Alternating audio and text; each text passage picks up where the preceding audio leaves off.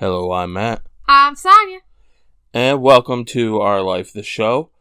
Today we are going to be talking about something that I feel the majority of our audience can relate to in some way, shape, or form, and that is concert experiences, musical performances, and the experiences that come along with them.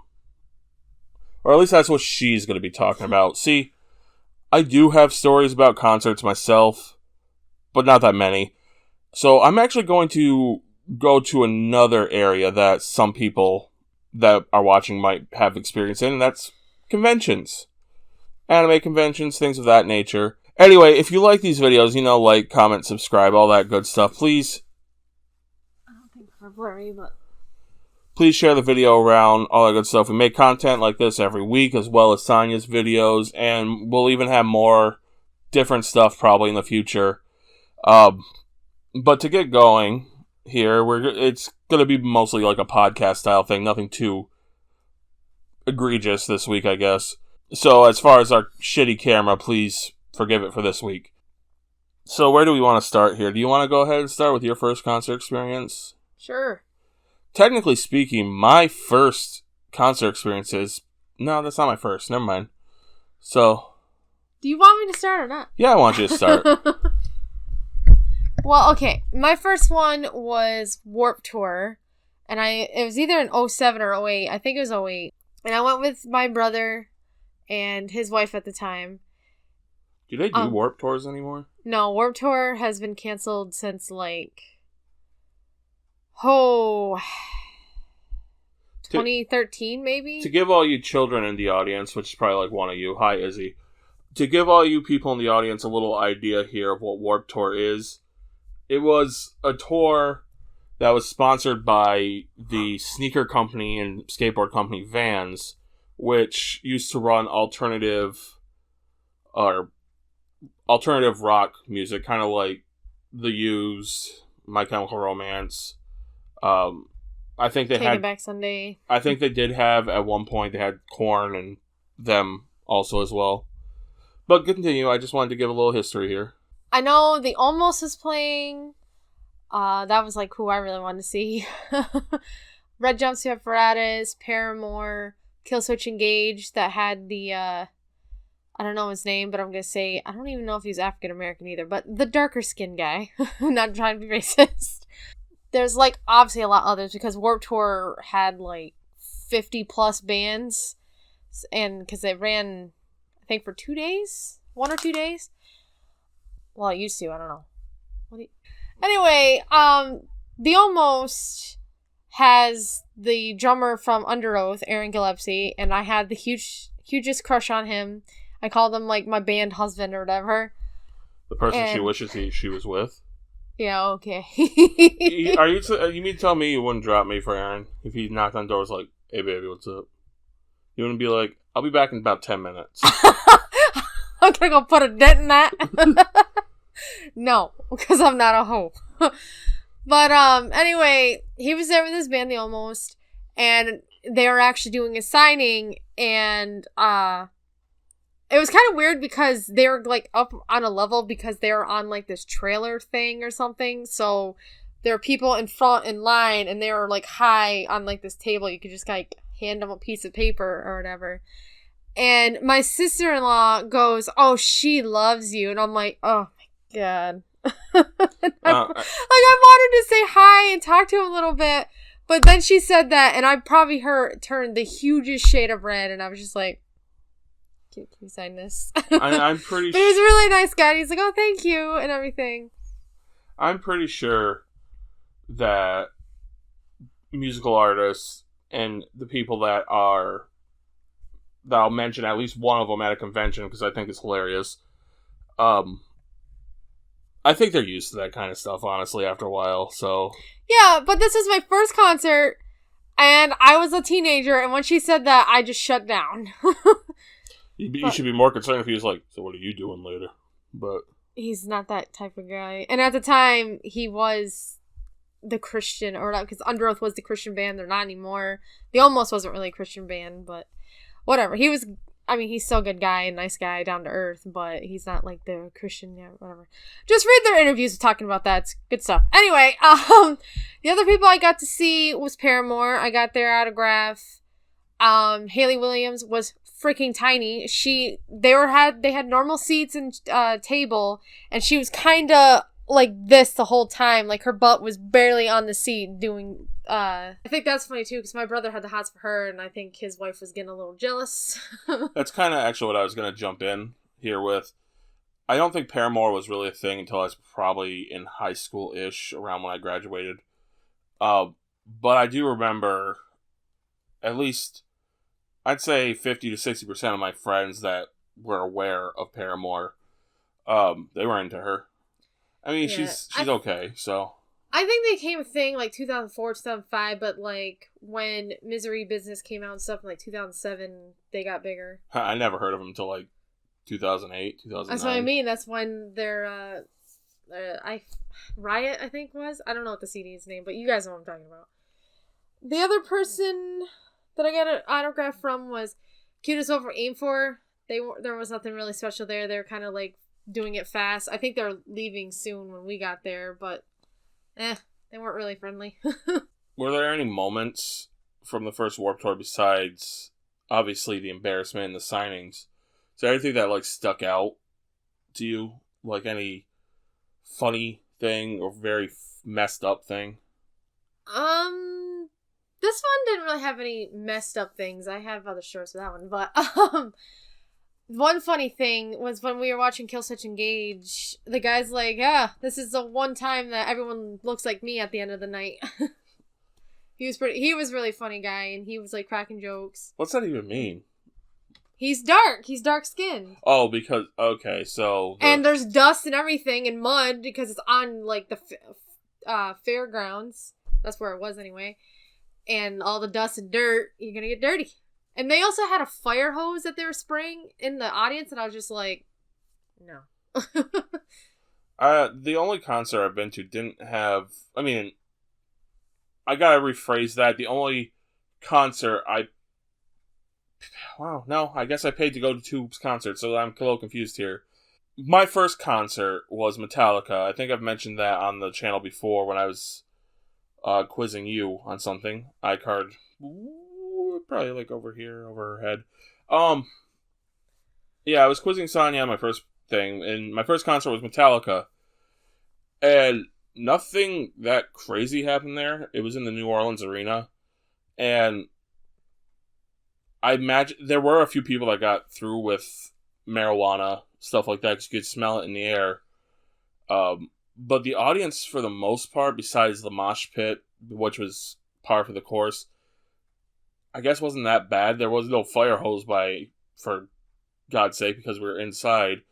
Only thing, really, that I guess would be out of the ordinary was this one guy who was super drunk, had a beer in each hand, and he was, like, celebrating and going, like, woo, Metallica!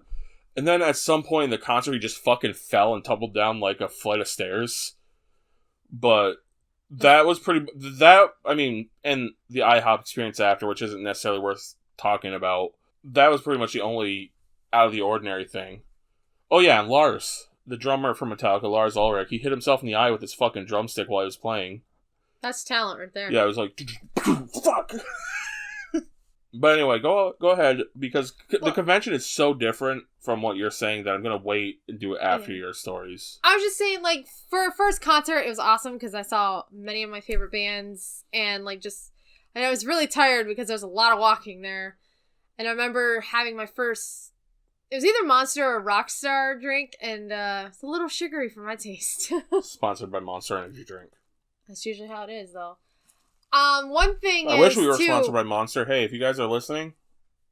I think this was at this Warped Tour, but we were walking around and we saw something black on the ground, and we're like, what is that? Let's see what it is. Like, we knew it was a shirt or something.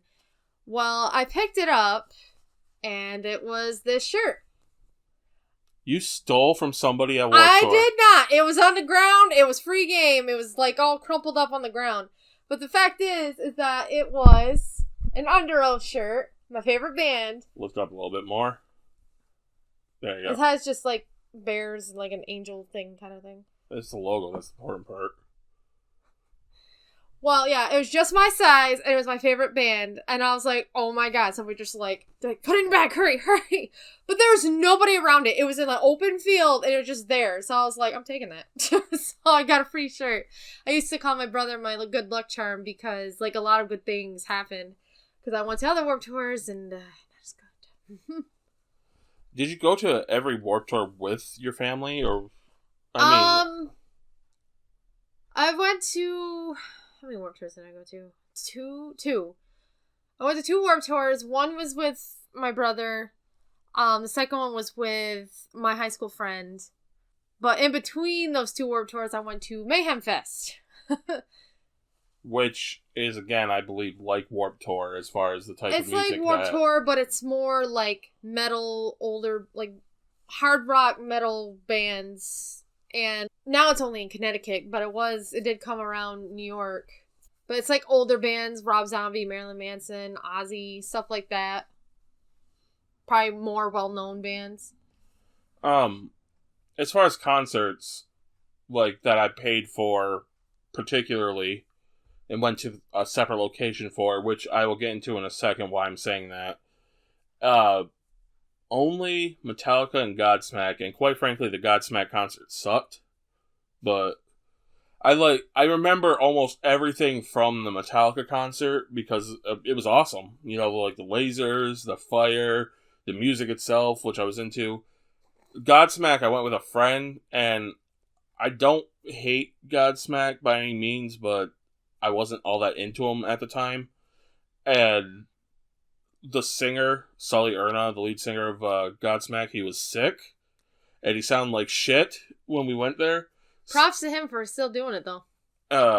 So it wasn't exactly the best experience. I can't even remember the songs they sang, the set list. I remember Papa Roach opened up for him and was actually better than he was. That's pretty sad right there. But there's a third concert, a third band at least that I've seen live, and that's 12012, which I think out of all of them, if I have to splash an image for anything, I'd splash it up here. They are a Japanese band, and we saw them at one of the conventions we went to. They played like at the end or in the middle of the Otaku Rave, which is pretty much as lame as it sounds. But they were actually awesome. I like them. I think they do some anime music. I think they are anime songs. Unfortunately, I'm not sure which anime right off the top of my head, and if I find that, that'll be on the bottom of the screen. Making sure here, though, any other stories you want to tell before I start going into convention time? Well, Mayhem Fest, I went to obviously see Under Oath, Slipknot, and Disturbed. There's not much. I just know, for some reason, I think I was just dehydrated or whatever.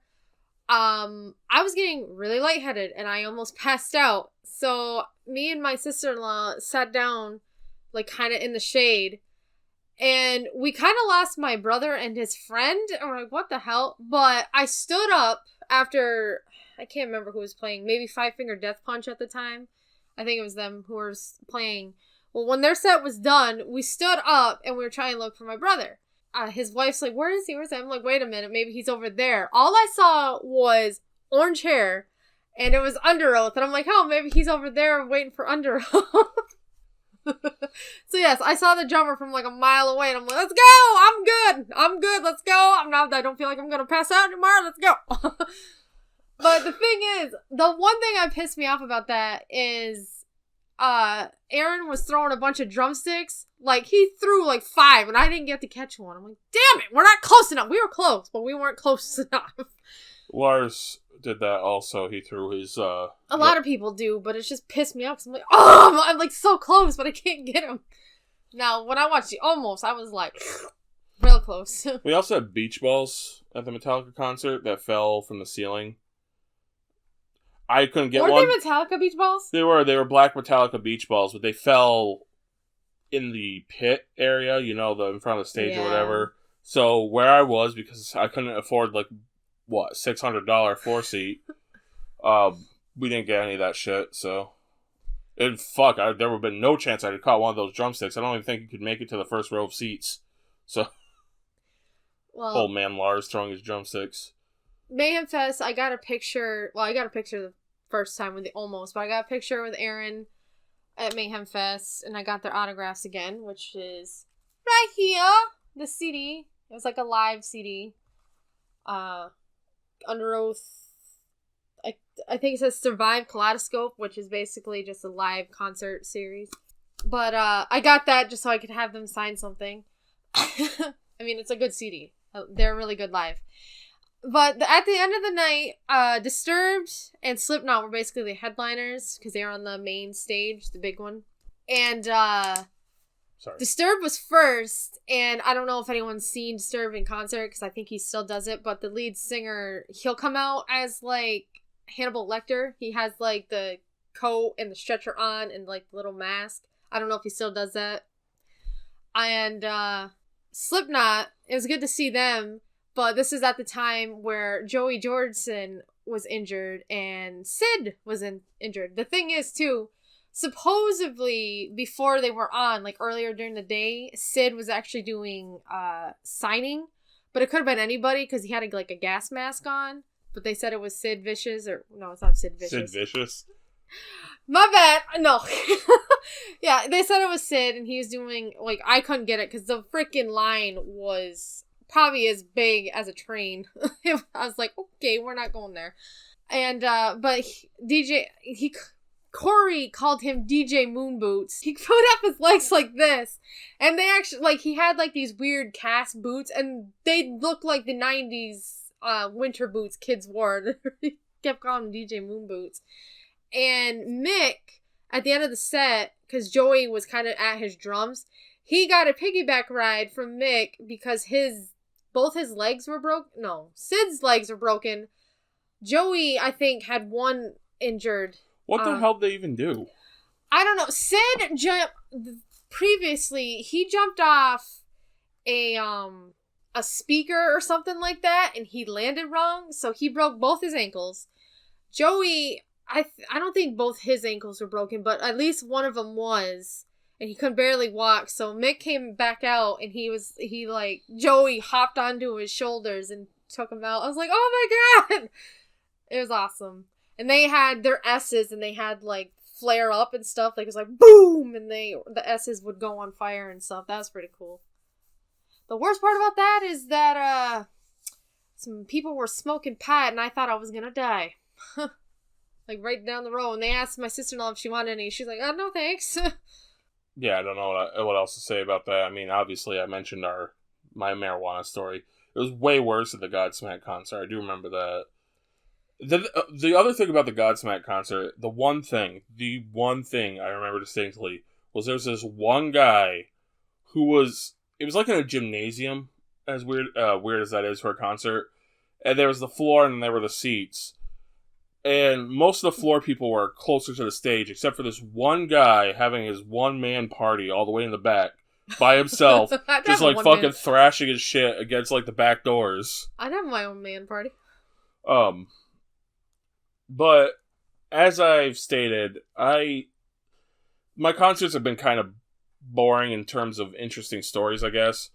It's anime conventions. I've only went to 2, but even in only those 2, there was so much that happened in that time capsule that was worth mentioning. The first one was a convention that took place in the suburbs of Washington, D.C., called Anime USA. I somehow managed to convince my friends from New York that I had at the time. There was 3 of them. I convinced all 3 of them to come down to the Anime USA convention because they wanted to go to an anime convention. They were all fucking nerds. There's nothing up where we live, at least, that was even worth talking about. So they all came down here to Washington, D.C. They met me there for the convention, which at the time we couldn't even check into our hotel room because apparently, I don't know if this is just a general rule everywhere or general law, but you have to be 24 to check into a hotel room, or 25, something like that. So he had to have my brother-in-law actually check us into the hotel room, even though he wasn't staying. That's weird. I know you have to be like 24 or 25 to rent a car in another state. I don't know if that's actually even a thing, or if it's just a thing in Washington, D.C., which I didn't know. And again, I don't know if it's just the area of D.C. we were in, because it was Arlington, which technically, I mean, it is D.C., but it's not D.C. They were dry. They were a dry county. There were like no bars or something open over after a certain time. And yes, we tried going to bars. A bunch of guys that were about 21, 22, obviously were going to go to get drunk if we could. They didn't have any beer at the convention? Well, no, the conventions are completely dry. They weren't going to have alcohol there. With that said, though, the convention took place in a hotel. It took place in a Hilton or something like that. I think me and one of my friends, the one that was the bigger anime fan out of all of us, our plan for the convention was just to have fun. The other two, I think, were there to get laid. And one of them had a problem with me making inroads, I guess you could say, with somebody before he did. Because when we arrived there, we were standing in line, we were waiting for the convention. We were inside the convention center, but we were waiting for us to actually be able to be let in. And I was talking to a girl that was in front of me, just chatting her up, nothing all that fancy or whatever. But for some reason, my friend, I don't know if he just did not like me talking to a girl before he got a chance to, or what it was, but he decided to insert himself into the conversation by literally, inserting himself. I know that sounds weird, the way I just... say, did he just, drop trout and go in? That would have been a whole different story, and I would not be talking about it. But it was still fucking weird, and it's basically... to me, it's a violation of some kind. But she was listening to an iPod, right? Because people used to listen to music on a separate device that wasn't their phone. She was listening to music on her iPod, and for some reason, my friend got the idea, because he had his own set of headphones, to take her headphones out of her iPod that was in her hand and put his headphones in. She got super freaked out by this, reasonably so, because she probably thought he was trying to rob her. And she didn't talk to us for the rest of the convention, even the few times I saw her after that. So, cockblocked, I guess you could say, by a friend immediately. Extreme cockblock. But the real stories of that convention, those two did end up, the two that wanted to get laid, ended up getting hooked up in separate ways. One of them we didn't see. It was like a 3-day convention, and once he found another group of people, he just completely fucking ditched us. Who does that? We didn't see him at all for 3 days until it was time to leave. And the other one we did see, he came back to the hotel room at least at night, but he pretty much ditched us too. It was just me and my other friend, the anime guy, for most of the convention. Except for one night, we've seen that we're talking about violations here. On the first day of the convention, there was at least the 3 of us there. Not the one that disappeared for the whole convention. It's kind of hard to even mention them, so I'm just going to call them Jim and Job. I don't know. But it's hard to keep track of people. Regardless, one of the friends that I was with... Okay, so I guess I gotta back up for a second. My anime friend, the major anime fan, he ran into somebody at this convention that he actually went to college with, which is extremely odd given the circumstances of the convention being in a completely different state from where the college was. But he somehow managed to run into this girl, and this girl was attracted to my other friend, the skinny one, we'll just call him that. The skinny one. And that bears prudence, because this girl was jacked. She was big, she was muscular, she looked like she hit the gym a lot, like your Amazonian type. And she was attracted to him. And for some reason, they were talking about, sexual things, I guess you could say. And he said that he likes it when a girl, not to get too personal, but basically when a girl holds him down and, scratches his back, stuff like that. She was the wrong person to tell that to, because I'm still not sure how much of this was him allowing it and how much was okay, He allowed it at first, but I don't think he wanted her to keep going as long as she did. But yeah, she held him down and made him a scratching post in the middle of the fucking convention. Yeah, but didn't he stay on his back and she scratched like every part of him? No, it was just his back, but I don't know how to, I guess, what equivalent I could do here. But his back was, like, just filled with red scratches. It looks like he was hit several times with a fucking kendo stick on the back. I was gonna say a rake. He just got a rake there. So he had battle scars from the convention. Battle scars from some thirsty bitch.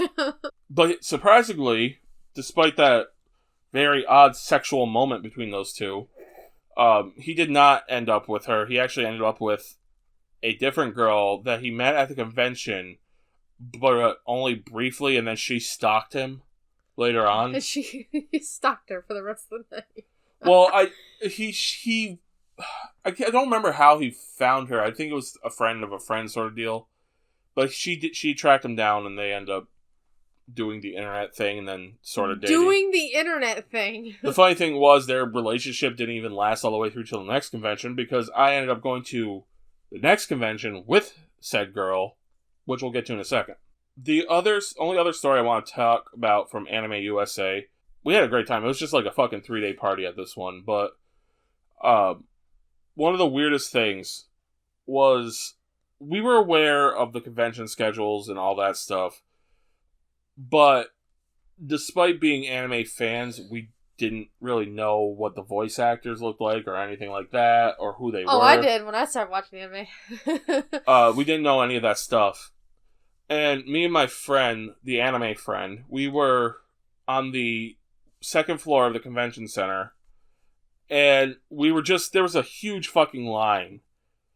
And we look at this line and we're like, I wonder what everybody's lining up for. And we were just being like smartasses, and it's like maybe they're just lining up for the experience of lining up, ha ha ha, funny. And then behind us, we just hear a guy going, yes, it's a very beautiful line. Anyway, that's the best voice impression I got, but it was in the voice of Vegeta from Dragon Ball Z. And we turn around, and there's a guy there, and we just kind of are like, yeah, that's probably it, It's this bald guy there, big bushy beard. You knew he was Vegeta, but you didn't know it was Chris Savage? Vegeta voice, but we thought it was somebody just doing an impression, because why the fuck would he be on the... Yeah, to put this, how she just said it, yes, it was Chris Sabat, who is not only the voice of Vegeta, he's the voice of Piccolo and pretty much half of Dragon Ball Z. But yeah, he was just standing behind us, he did his voice, and we just blew him off like, yeah, okay, sure. Because we just thought it was some dude doing a fucking impression. We didn't expect him to be in the convention center, I guess you could say, until later when we were eating nachos and stuff in the weird maid cafe thing they had. And I picked up my fucking program, and I'm like, oh my god. We just blew off Chris Sabat. Terrible. But that's it for Anime USA. The next convention I went to was Otakon, which was... I don't know, it was in the summer. It was like 8 months later. Otakon I've mentioned briefly before, and there's not really all that much that happened there. But I mentioned it briefly before because that was actually one of the biggest sparks of our relationship, because I was staying up very late at night while everybody else was sleeping. And while they were sleeping, I was talking to her through text because she was having a graduation party, but she was also having a bad time. Yeah.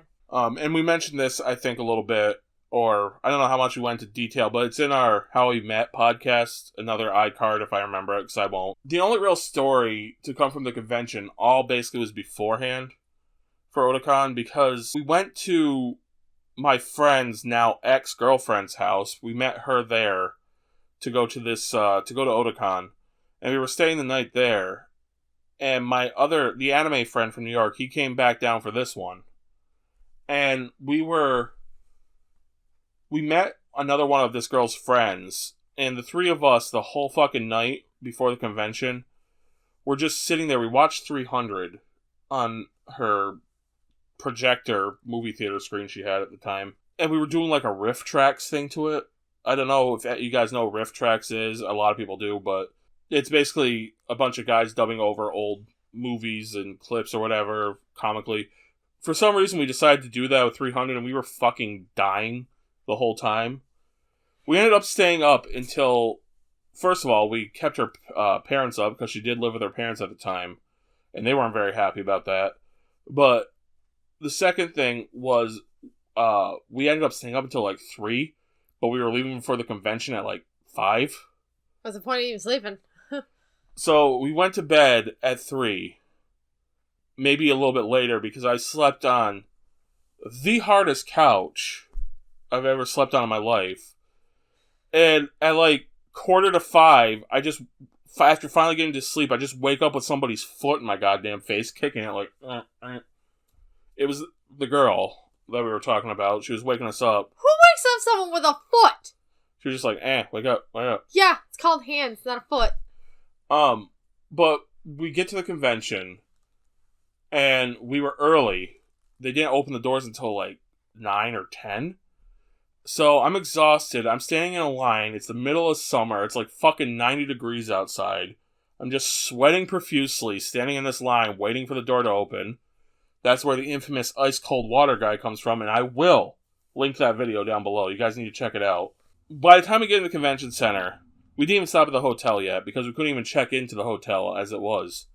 We get into the convention, and the group I was with were like, okay, we're going to go eat, then we're going to check into the hotel, and they're like, getting ready to go, and I'm like, I'm just going to stay. I'm good. I'm like, I'm too fucking tired, I'm just going to sleep here right in the convention. They leave, and I find some corner of the convention center and just fucking pass out. And I don't even know how long I was out. I just noticed nobody came back for me. It was like 2 hours later, maybe. You got some balls sleeping in the middle of a floor, though. I've slept in the New York City bus station, so you know what? I'm used to this kind of shit. But that's basically the only real story I have from that. I wonder if people thought you were homeless. Oh, I doubt they were thinking that, because why would I be in the convention center? You had to have a ticket and everything else to get in there. Well, I had to be homeless, and the only money I had, I spent on an anime convention. Because you want to live life to freely. The fullest. Yeah. But there's some of our crazy stories from concerts and conventions. I know it's a weird mashup, but that's, I guess, the best way we thought to do this. Please, if you have any of your own stories, we would love to hear them. Leave them in the comments below. Subscribe to this channel. We will have more crazy stuff going forward. Anything you want to add before we end this episode, Sonia? I flew today. Well, no. What? Well, it was kind of like I flew. Not today, but the second Warped Tour I went to, they were like moshing. I don't know why, because I think it was like 303 or something like that. Well, I was literally lifted up from the ground because they were like moving so much, and I was like, where's the ground? Where's the ground? So yeah, I kind of flew. And when I finally found the ground, I was like, whoo, okay. And I went to the grate. I was like, I'll wait. It makes me think, though, this guy I used to work with down in Louisiana, the mosh pit thing, I know it's not exactly a place a lot of people want to be, but I've always wanted to kind of get into a mosh pit at least once. I wasn't even near it. I was like way away from it, but I was still lifted up from like people like around it dancing, and I was like, whoa, where's the ground? I was floating. But me and this guy I used to work with, we used to talk about renting a bus and turning it into a mosh bus, where we would kind of like Jackass, where they did the skates in the van. Well, it was just to be like, extremely dangerous and unbelievably impractical. But it would be to drive it on the interstate with like loud ass metal music playing and take out all the seats, have everybody just fucking mosh as you're driving. You'd probably flip the bus. I mean, it'd be awesome for the 10 minutes we're not dead. But anyway, that's it for our stories. We hope you enjoyed them. Hopefully next week we won't have any technical difficulties with any camera, microphone, whatever. But I hope you enjoyed it, and thanks for watching.